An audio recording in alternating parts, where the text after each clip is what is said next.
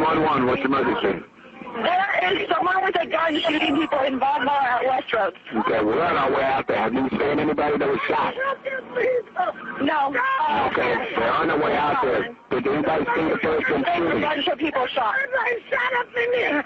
Oh, Lord, help us. Ma'am?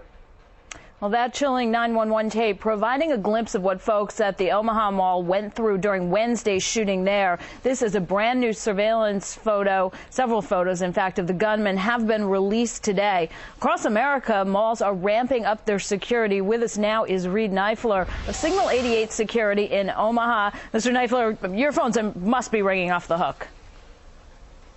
Yeah, definitely. Obviously, malls and department stores are certainly increasing their security in light of the events in the past few days here, and it's certainly a concern. Before this, were some of the stores and malls getting a little lax in the security department?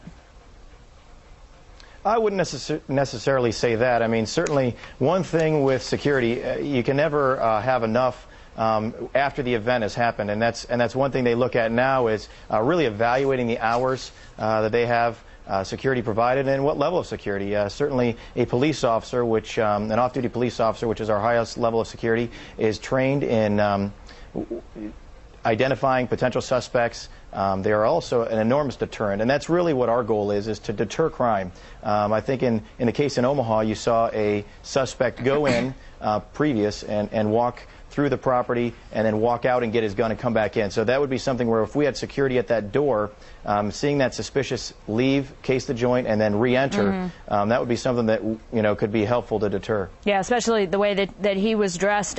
Here in New York City, we make extensive use of retired NYPD cops. Do you have enough Omaha police to use in that matter as well? Yeah, certainly. We have over 140 different law enforcement officers that work for us, 24 different agencies they represent.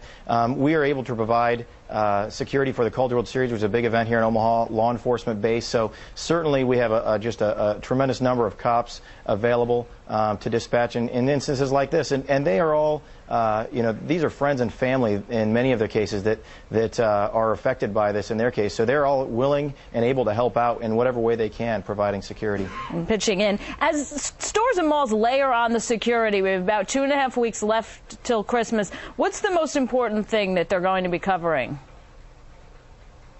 Well, certainly security at this time of year is absolutely critical.